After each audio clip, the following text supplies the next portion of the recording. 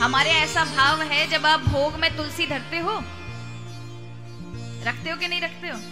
कई तो लोग ऐसे गए गुजरे महाराज, भगवान के पास जब भोग धरेंगे ना, तो भोग के लिए भी समय लेना चाहिए।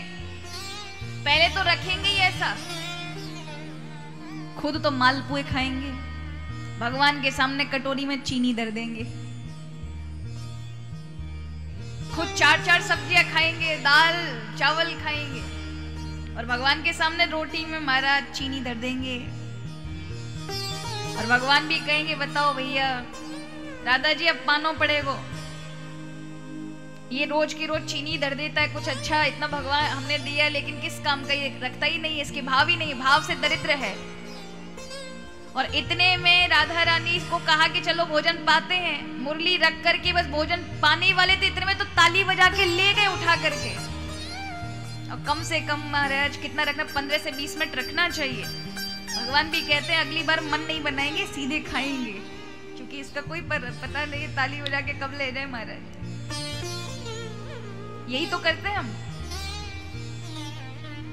देखो भाव की बात है, भगवान किसके भूखे हैं? भाव के। जब आप तुलसी को धारण कराते हैं भगवान के भोग में, उसका अर्थ है प्रभु हम नहीं जानते। एक तो भगवान के लिए भोग इतने नियम के साथ रखो, यदि आप किसी मेहमान को घर में बुलाते हैं तो कितने प्रेम से थालियों को सजाते हैं, हर कटोरी में वस्तु रखते हैं। अरे घर के मालिक भगवान हैं, उनको भोजन इतने अच्छे से पवाओ कि घर में किसी प्रकार के सुख की कमी ना रहे। और वैष्णव जब भगवान को पवाए भोग, तो महाराज इतनी समृद्धि से पवाना चाहिए कि तुम्हारे जीवन में उस समृद्धि की कमी ना हो।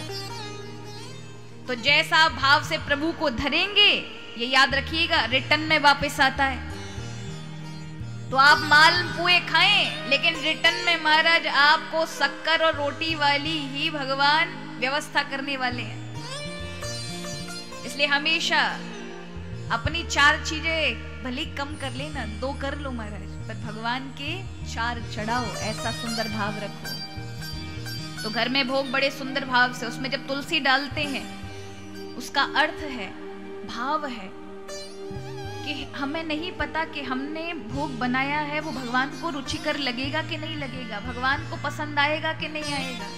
पर तुलसी जी आप भगवान की पत्नी हैं, आपके पढ़ते ही यानी ये भोग की थाली हम आपको सौंप रहे हैं। और पत्नी को बहुत अच्छे से पता होता है पति को क्या प्रिय है क्या नहीं है, तो आप इसको वैसा बना के जो भगवान को रुचिकर हो आप पहुंचा दीजिए। तो ये तुलसी को जब हम डालते हैं उसका अर्थ कई संत कहते हैं ये भाव है।